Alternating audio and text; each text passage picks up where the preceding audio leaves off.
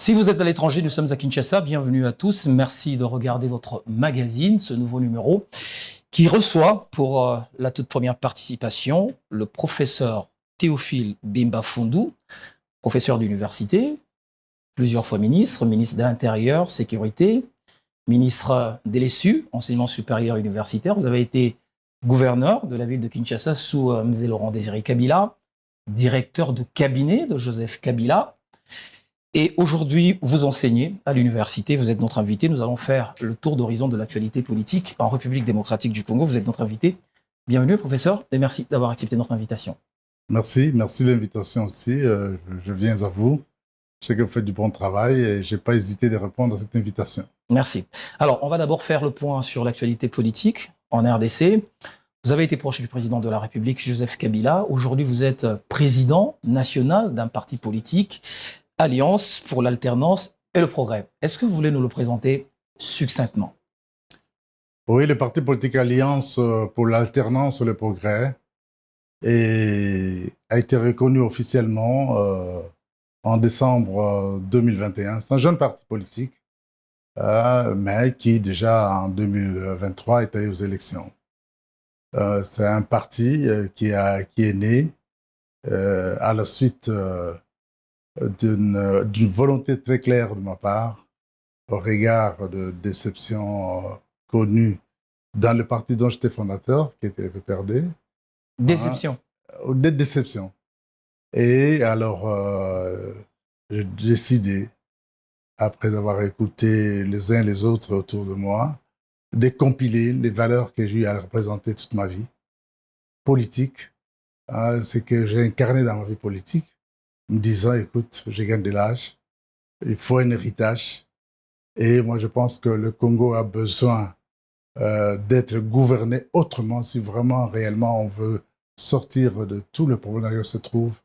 Et s'il faut que le peuple congolais aussi retrouve son bien-être, il faut que le Congo soit gouverné autrement. Donc, nous avons créé ce parti héritage avec une vision d'un Congo gouverné autrement, fondé sur 6 piliers, dont le premier est l'enracinement de la démocratie, avec une justice à tous, le respect des lois par tous, un pouvoir judiciaire qui marche, irréprochable, une édification d'une économie forte, pour une croissance économique inclusive et résiliente, et promouvoir le vivre ensemble, la promotion des valeurs républicaines, des valeurs morales, des valeurs chrétiennes. La politique, ce n'est pas de la morale, mais une politique sans morale, c'est une politique qui ne peut pas s'occuper du bien-être de la population. Et la sécurité, le gros problème qui se pose de sécurité dans notre pays. Ensuite, il y a la question de l'environnement pour les générations futures. Nous vivons aujourd'hui, mais nous devons penser aussi aux générations futures. Et enfin, la réforme des institutions de la République. Nous considérons que les institutions aujourd'hui, telles qu'elles fonctionnent, ça ne doit pas être ainsi. On en parlera, évidemment. Alors, qu'est-ce qui vous a déçu au PPRD, étant proche de l'ancien président Joseph Kabila? C'est le fait qu'à un certain moment, vous êtes resté sur le banc de touche sans pouvoir bénéficier des postes politiques, c'est ça? Pas du tout. Je suis resté sur le banc de touche. J'ai passé 2 mandats à l'Assemblée nationale. Et puis j'ai été rappelé, après avoir été voté massivement en 2011, j'ai été rappelé en 2014 comme ministre de l'Enseignement supérieur et universitaire. Et avec les négociations de la Cité de l'Union africaine, la formation de gouvernement de l'opposition, je suis rentré à l'Assemblée nationale. Je suis allé aux élections. J'ai été voté comme il se doit. Le parti avait droit à un siège. C'est moi qui devais mériter ce siège. Mais comme ça vient de se passer d'ailleurs... On en parlera aussi, les élections, voilà, un mot, oui. Et ce siège m'a été ôté comme ça, abusivement. Et n'ayant pas eu d'explication à cela, j'ai considéré que ma place ne se trouvait plus là-bas et qu'il fallait frayer un autre chemin. Et cela n'a pas détérioré vos relations personnelles avec le président, l'ancien président, sénateur Joseph Kabila? En tout cas, j'ai eu à demander ceux qui avaient en charge le parti, c'était un responsable, membre du parti, de m'expliquer comment cela est arrivé. Et comme je n'ai pas eu d'explication claire, Et je fais comprendre à tout le monde qu'il était normal que je devenais gênant autour de cet entourage, peut-être à cause des valeurs que je représentais, à cause de la vision que je voulais partager avec eux, qu'ils n'acceptaient pas, et que je trouvais normal de prendre un autre chemin, mais sans pour autant chercher à salir, à injurier ou à cracher finalement sur le régime finalement qui m'a porté, parce que quelque part, je suis une partie de ce régime. Alors, contrairement à son parti, le PPRD, vous avez opté pour participer activement au processus électoral qui a été décrié chaotique. Et aujourd'hui, vous en regrettez amèrement. Je regrette pas d'avoir participé, mais je regrette amèrement le braquage électoral qu'il y a eu. J'ai décidé d'aller aux élections parce que mon électorat me l'a demandé. Après la déception de 2018, 19 plutôt, hein, je suis resté sans retourner sur le terrain. Et tous ont dit, revenez, nous allons voter massivement. Et cette fois-ci, nous avons l'affirmation, nous espérons que ça ira mieux. Parce que au pouvoir se incarne un parti qui veut la démocratie. Hein, et donc, on espère que la démocratie pourra s'exprimer valablement et que cette fois-là, donc, vous n'aurez pas de problème. Et c'est comme ça que je me suis engagé, je suis parti et j'ai été voté massivement, ça je peux vous le dire. Alors, au regard de votre ancrage dans le Congo et à Kenge Territoire où vous avez été... Kenge Territoire. Exactement. Alors, est-ce que ce n'est pas le fait que vous ayez rallié à Moïse Katumbi, le président Moïse Katumbi, qui vous a valu cette punition?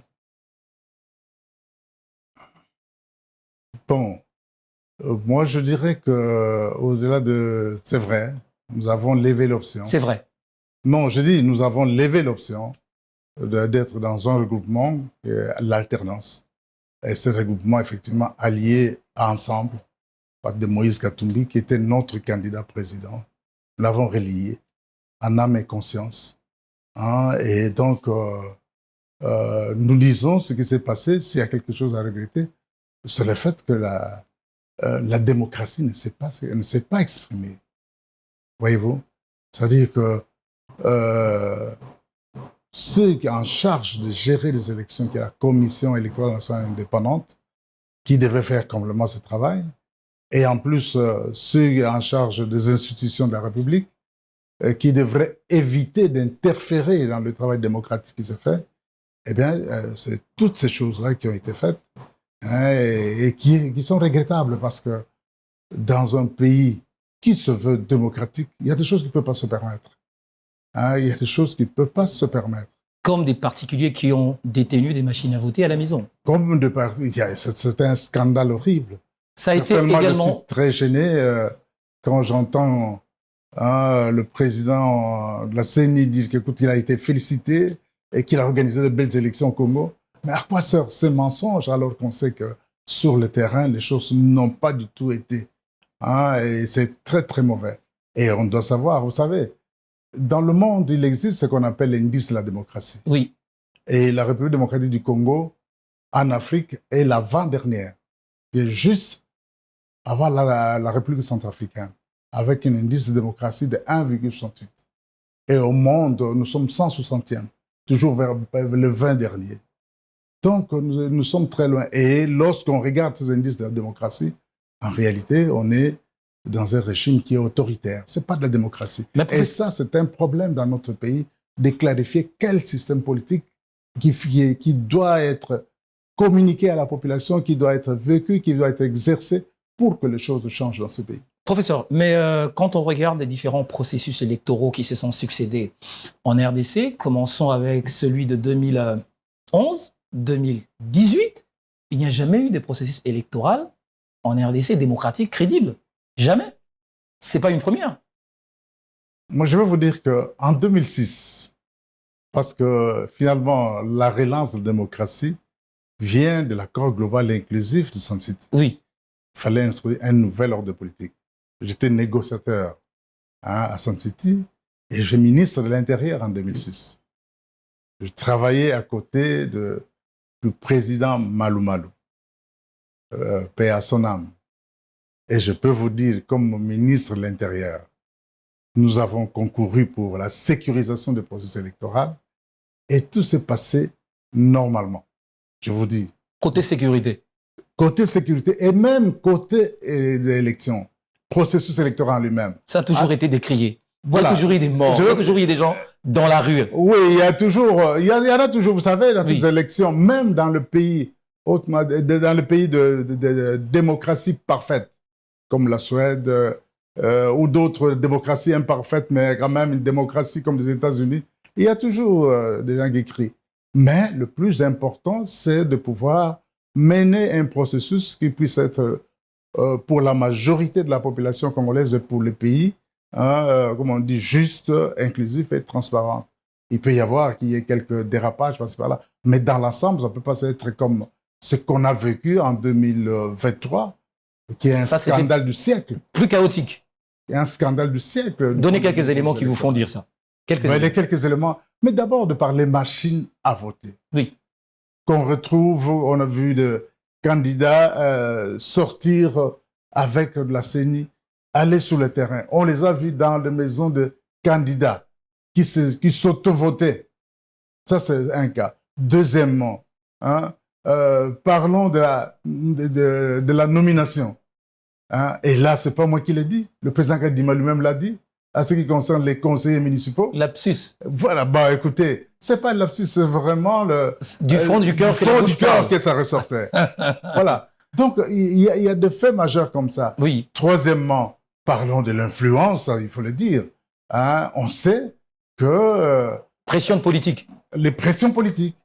Il y avait une commission, la commission électorale indépendante, travaillait avec les observateurs, mais savez-vous que au regard du travail fait avec les observateurs, l'alternance avait atteint le seuil d'éligibilité, n'est-ce pas? L'alternance, notre regroupement va atteindre le seuil. Mais quand c'est remonté à un niveau politique, eh bien, le seuil d'alternance a disparu. Et il y a des gens, il y a des partis, des regroupements qui n'avaient pas de seuil, qui ont été remontés. Et ça, vous le dites avec des preuves que vous détenez? Je dis avec des informations que j'ai eu à voir. Bien entendu, il y a eu des observateurs qui communiquaient, mais je ne vais pas le révéler. Ça, c'est clair. Professeur, vous, à titre particulier, professeur d'université, pourquoi vous avez choisi Moïse Katumbi? J'ai choisi Moïse Katumbi pour plusieurs raisons. Allez-y. Premièrement, quand notre parti est né, nous nous sommes dit, nous ne sommes pas dans l'opposition radicale, nous ne sommes pas dans l'union sacrée, et nous voulons le changement. Quand les élections arrivent, il fallait bien lever une option. L'option, c'est d'aller en direction du regroupement ou des partis politiques qui veulent réellement le changement.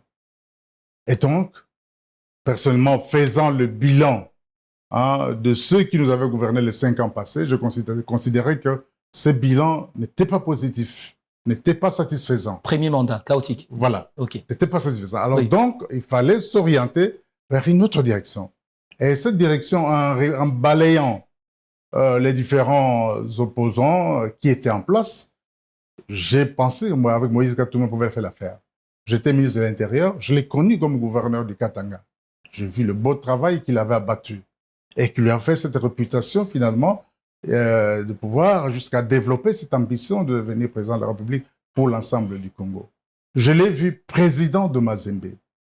Et vous savez très bien que le sport international a permis, à travers cette équipe, de montrer qu'il est un bon manager et qu'il a mené cette équipe jusqu'à une grande renommée sur le plan international. Troisièmement, j'ai constaté aussi que c'est un homme de terrain qui s'intéresse à l'agriculture, à l'élevage, et donc c'est un travailleur. Pour moi, la valeur travail est très importante dans la vie. Quatrièmement, je dois vous avouer aussi que c'est un chrétien catholique comme moi. Et celui qui est priant et un chrétien catholique, il a l'amour du prochain. Et donc, quand il agit en tenant compte aussi de ses convictions chrétiennes. Donc, voilà. Au regard de ça, vous vous êtes dit que s'il est à la tête du pays et que les choses allaient marcher. Au regard de ça, je me suis dit que s'il est à la tête du pays, il aura l'esprit d'écoute et qu'avec une équipe convenable autour de lui, le changement sera à l'ordre du jour dans ce pays. Ok. Alors, j'aimerais quand même votre regard critique sur la gouvernance Félix Tshisekedi, parce que je me rappelle que dans l'histoire politique de notre pays, vous avez assumé également la fonction de chef de file de l'opposition à l'époque. à l'issue de la CNS, si je ne me trompe. Vous étiez proche d'Étienne Tshisekedi, mais pourquoi n'avoir pas été avec son fils? Regard critique sur le premier mandat, Félix Tshisekedi. On vous écoute, professeur. J'étais effectivement, en 90, j'ai commencé la vie politique active. Oui. En 91, je soutenais Feu Étienne Tshisekedi, Oui. à son âme. Mais celui qui est là, c'est son fils. Je sais. Et pour preuve, le Feu Mungulu Diaka, peu à son âme, cherchera à me débaucher pour rejoindre le président Mobutu, mais non pas dans un gouvernement comme ministre de l'enseignement supérieur. Mobutu vous l'a proposé d'ailleurs, vous l'avez refusé. J'ai refusé. Hein, et alors, j'ai été ministre de la recherche scientifique et technologique dans le gouvernement Étienne Tshisekedi sur la conférence souveraine. Exactement. Effectivement, j'avais un leadership au niveau de la conférence autour d'une dynamique qu'on appelle la dynamique pour le renouveau de Bandundu. Hein, et j'étais rapporteur de l'Union sacrée, l'opposition radicale et alliée. Alors, le fils arrive, il arrive aux affaires, il met en place son équipe, et il travaille. Vous savez qu'au moment où il arrive, c'est le moment où il est proclamé président, et c'est le moment où, au niveau de mon parti politique, n'est-ce pas, hein, je suis ôté de la liste des élus. Oui. Hein, et donc, j'avais ce problème-là à gérer. Mais dans tous les cas, moi, comme je ne cours pas derrière... Alors, il fallait automatiquement le soutenir. Parce que là-bas, c'était la déception politique. Non, pas nécessairement. Oui. J'attendais voir.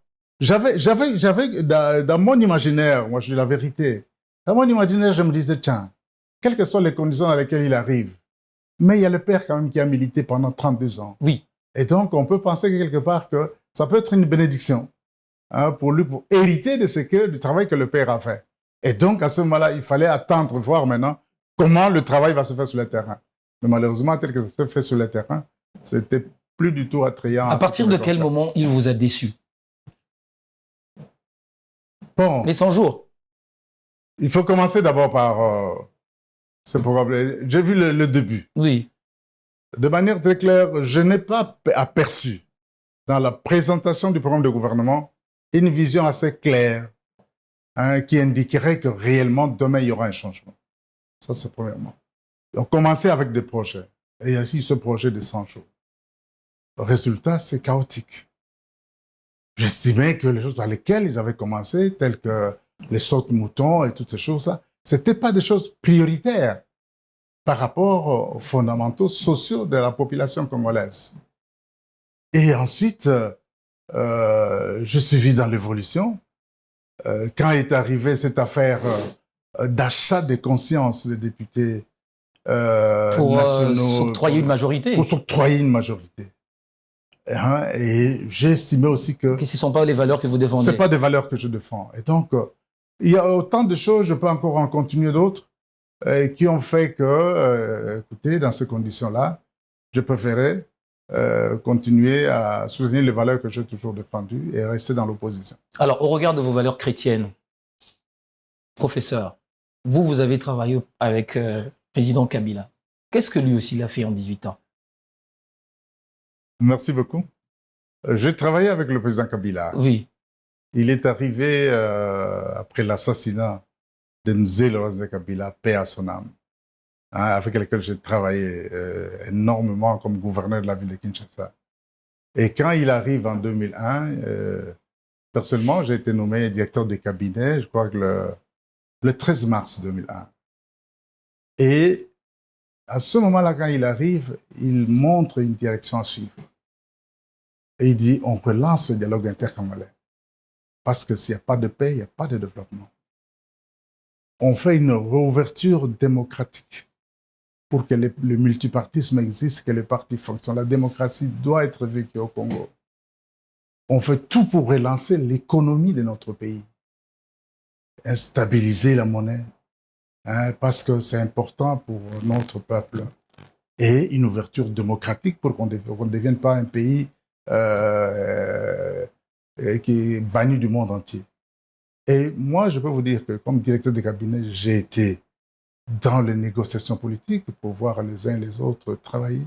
J'étais à Sun City. Il m'a même fait le privilège de signer l'accord global inclusif au nom du gouvernement.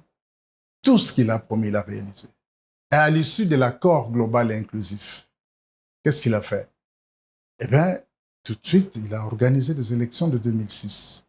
Donc, les nouvelles ordres politiques dont on se réjouit maintenant, hein, nous ne devons pas perdre de vue cette étape importante qui fait qu'aujourd'hui, le Congo est ce qu'il est.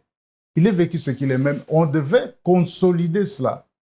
C'est pour ça que moi, je dis qu'il y a un problème de système. Et donc, il a fait, et je le répète toujours, moi, pour le temps que j'étais là, j'étais directeur de cabinet, n'est-ce pas? Hein, et je dis, j'ai toujours été fier de ce qu'il a fait à ce moment-là. Alors, à partir de 2007, là, il y a eu un gouvernement de coalition nationale avec le PALO. Là, j'étais à l'Assemblée nationale, je fais le travail que je peux faire à l'Assemblée nationale. Hein, et de 2007 à 2011, je suis réélu. Hein, je reviens ministre de l'Intérieur, je fais le travail. Ce que je dois vous dire, je trouve capital dans le travail de Joseph Kabila. Vous savez que le pays était dans l'abîme, c'était au fond du trou, il fallait le sortir. Et il a sorti, il faut le reconnaître. Mais c'est vrai qu'il y a eu aussi, effectivement, des problèmes. Après, quelques dérapages, ça c'est clair. De sa part. C'est peut-être là-dessus. Mais vous savez, quand un chef de l'État, il y a lui, mais il y a aussi tout l'entourage qui est tout autour. Donc, quelque part, c'est vrai que c'est lui le leader qui doit pouvoir... Parce qu'il n'y a pas des mauvaises troupes. Voilà. Exactement. Alors, professeur, en votre qualité de ministre de l'Intérieur et Sécurité, c'est un secteur que vous avez géré. Comment on n'arrive pas, pour une capitale comme la République démocratique du Congo, avec tout ce que nous avons comme force de sécurité, à endiguer le phénomène Kuluna? C'est quoi la recette qui ne marche pas? Mais la recette qui ne marche pas est celle de pouvoir avoir une police nationale bien formée, bien équipée, qui soit une police de proximité. Nous n'avons pas une police bien formée, c'est ça? Formée, équipée, motivée, et qui fasse son travail comme il se doit. Nous n'en avons pas. Moi, j'étais en 2006 comme ministre de l'Intérieur. Oui. J'entends souvent les gens s'attaquer au brassage. Vous savez qu'à ce moment-là, comme ministre de l'Intérieur, ma mission était de brasser la police. Oui. Au niveau de la ville démocratique du Congo. On l'a fait.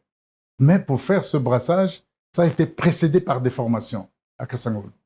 Et pour occuper des fonctions, c'était des tests organisés avec les partenaires qui nous accompagnaient. Et donc, ce sont ceux qui sortaient les meilleurs, qui prenaient des responsabilités. Et ils ont eu les responsabilités de la police et ils ont organisé la police. Et à l'époque, vous savez que la police était impeccable, équipée et tout. Et sous votre ministère? Du temps où j'étais ministre. Il n'y avait pas du Kuluna? Il n'y avait pas de Kuluna. Ah bon? Pas autant qu'il y en a maintenant. Pas autant qu'il y en a maintenant en 2006. La police, on avait créé une police de proximité et la police de proximité communiquait avec la population et ils arrivaient à trouver le modus vivendi au niveau des communautés pour que ces phénomènes n'explosent pas. Mais aujourd'hui, ils sont laissés à eux-mêmes. Aujourd'hui, nous sommes dans une situation, il faut dire qu'on a un sérieux problème de situer le fonctionnement de l'État. Est-ce que l'État fonctionne réellement? On voit que chacun fait ce qu'il veut. On le sent dans l'ordre public, on le sent dans le commerce, on le sent dans le transport. Et c'est ce qui fait que finalement, quelque part, ces jeunes gens, avec les difficultés de la vie qu'ils ont, ils se déchaînent. Donc, il faut que l'État revive. C'est pour cela que nous pensons à l'enracinement de la démocratie. Parce que quand on enracine la démocratie, ce sera le respect des lois, il y aura un pouvoir judiciaire qui fonctionne. Et d'ailleurs, au niveau de notre parti, nous pensons que les institutions qui doivent venir doivent considérer le fait qu'il soit créé ce qu'on appelle un observatoire de la démocratie. Pour pouvoir suivre les références principales et pouvoir mettre des avis et pouvoir accompagner des institutions à bien fonctionner. Un mot sur la levée du moratoire et également sur la sécurité avant de terminer cette émission.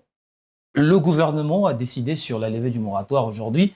Est-ce que cette décision de pouvoir opter pour un moratoire sur la peine de mort, ce n'est pas ça qui a favorisé aujourd'hui la bande armée dans l'Est de la République démocratique du Congo, sachant que tout ce que je peux faire, je ne serai pas passible de mort. Votre regard? Mon Professeur. regard, Oui. j'avais donné mon point de vue. C'est pas le moment. Je suis pas d'accord avec.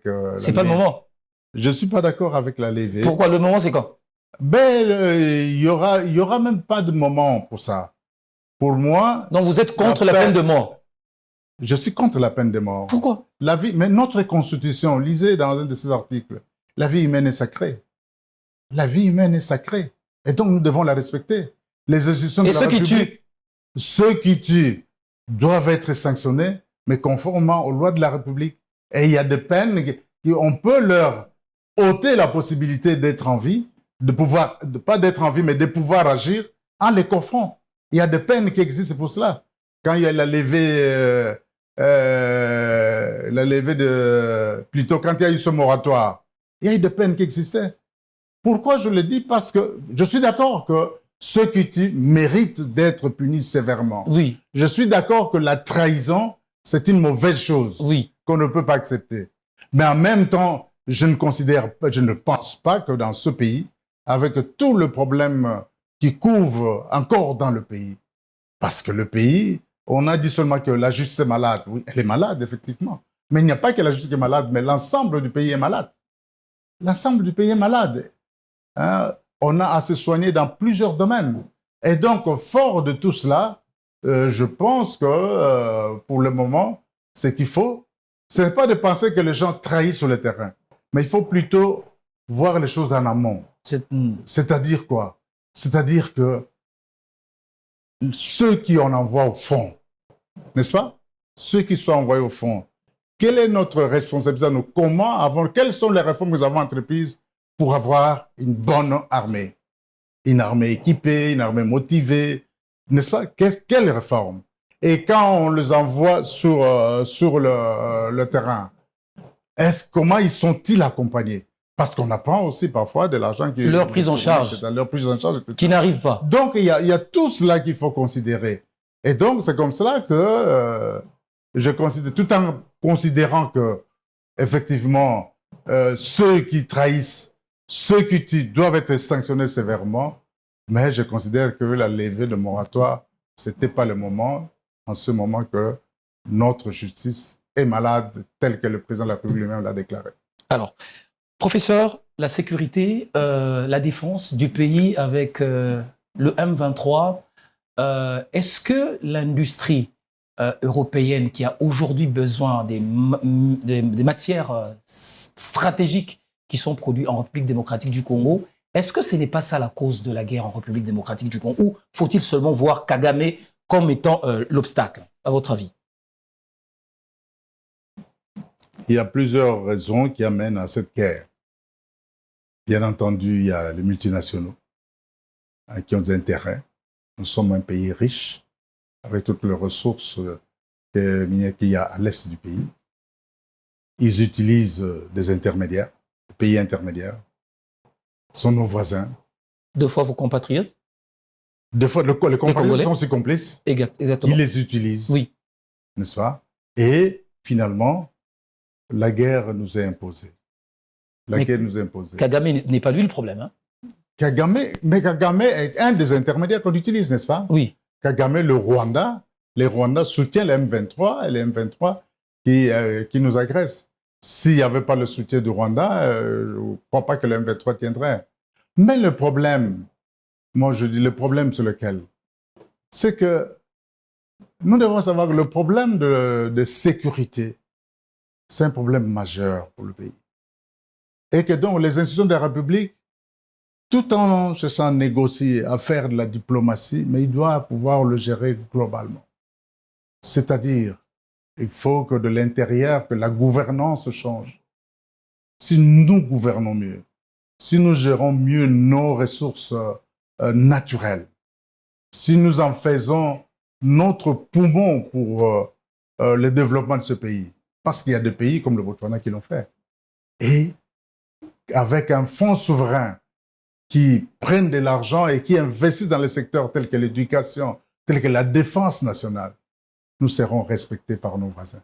Mais tant que le voisin va considérer que nous ne sommes pas suffisamment organisés de l'intérieur, eh bien, nous aurons difficile à nous faire respecter par eux. Ok.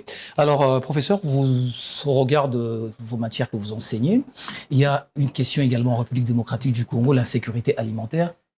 Est-ce que le choix opéré par l'ancien régime de mettre en place des parcs agro-industriels à travers le pays, est-ce que ce n'est pas ça l'idée géniale pour endiguer, par exemple, l'insécurité alimentaire au pays? C'est quoi la solution miracle, à votre avis, professeur? À mon avis, premièrement, vous savez que dans la Constitution, oui, il est inscrit que l'État doit garantir la sécurité publique, mais aussi la sécurité alimentaire. oui. Et ça doit changer comme déjà dans beaucoup de pays. Il faut avoir une vision de la souveraineté alimentaire. Et quand on a une vision de la souveraineté alimentaire, à ce moment-là, le gouvernement se voit dans l'obligation de mettre en place de politiques agricoles qui vont d'abord chercher, tenir compte de besoins nutritionnels des Congolais. Donc ça n'existe pas, ces politiques? Moi, je ne le sens pas. Je ne le vois pas. Parce qu'il ne suffit pas de poser pour le moment ce qui se passe dans le domaine de l'agriculture. C'est un peu de projets sporadiques comme ça. Bon, on va prendre 100 millions, on met là-bas. Mais derrière quelle vision? Où on attend, on nous propose, la Banque mondiale, les organisations internationales, agriculture intelligente. Mais derrière quelle vision? Il faut une vision de souveraineté alimentaire avec des politiques agricoles qui valorisent nos ressources. Et on en a plein. J'ai travaillé sur les aliments traditionnels du Congo locaux. On a plein de denrées alimentaires et que si le gouvernement se décidait réellement de mettre des moyens et de le développer, les Congolais seront nourris. Et de les transformer, on va créer de la main-d'œuvre et on pourra les exporter et ça va faire des richesses. Vous savez que l'agriculture, c'est aussi un poste important dans le domaine de l'économie de notre pays. Donc, aussi bien pour l'agriculture que pour le minerai, en réalité, il y a lieu, si on a une vision très claire, à ce moment-là de prendre des décisions courageuses. Et ces décisions courageuses vont permettre de mettre en place des politiques économiques et sociales qui vont occasionner des investissements sérieux dans les domaines stratégiques de notre pays. Voilà. Cette émission est terminée, professeur Théophile Bemba-Fundou. Merci d'avoir répondu à quelques-unes de nos questions sur l'actualité politique en RDC. Je rappelle que vous êtes professeur de l'université, président national de l'Alliance pour l'alternance et le progrès, un parti de l'opposition. Absolument. Voilà. Merci d'avoir suivi cette émission avec Floride. Portez-vous bien. À très bientôt et avec le même plaisir. Merci.